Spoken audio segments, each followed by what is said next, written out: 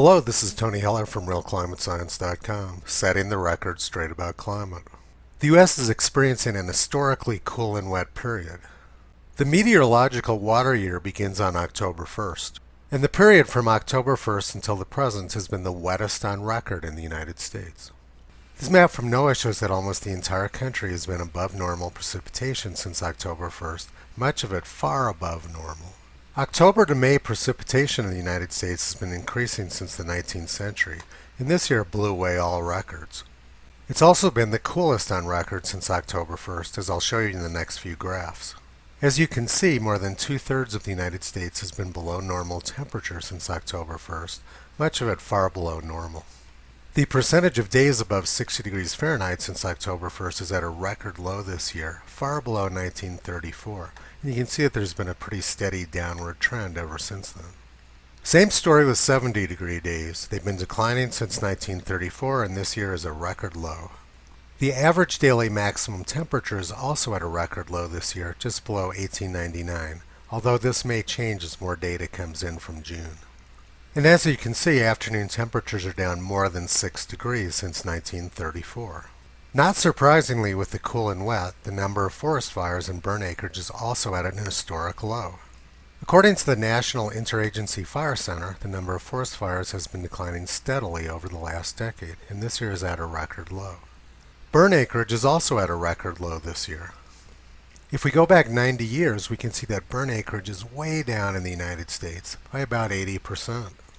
In 1938, the New York Times reported that there was a forest fire every 3 minutes in the United States, which burned almost 22 million acres. That's a lot. Compare that to the 360,000 acres which have burned so far this year. It's still early in the fire season, but during the 1930s, more than 100 times as many acres burned. And if we go back to pre-industrial times, about 145 million acres of forest burned each year. Typical year now is down about 90% from that. So how are climate alarmists reacting to the record cool, wet, and low fire year? Well, they're saying the exact opposite. One day ago, wildfires, heat waves foreshadow what could be a perilous summer. The people behind this propaganda have a tremendous vested interest, and they'll never tell you the truth about anything. I used to work as a wilderness ranger in northern New Mexico and understand that fire is an essential part of the forest cycle.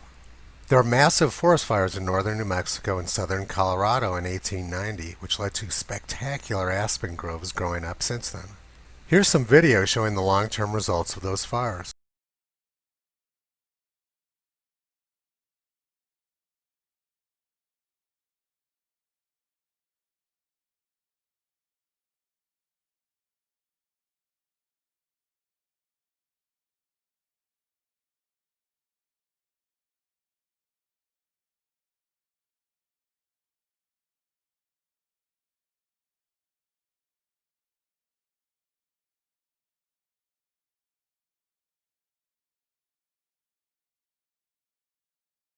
That panorama ended looking down towards Santa Fe. Without those 1890 fires, instead of having beautiful aspen forest, there would have been overgrown, sickly, beetle-infested spruce forest. Pine forests need fire. In fact, they can't survive without it. Most climate alarmists live in cities and have absolutely no clue what they're talking about. This is their understanding of what nature is supposed to be like. Rabbits and skunks happily frolicking together in the meadow. Last century, Charles Mackay wrote a wonderful book called Memoirs of Extraordinary Popular Delusions and the Madness of Crowds.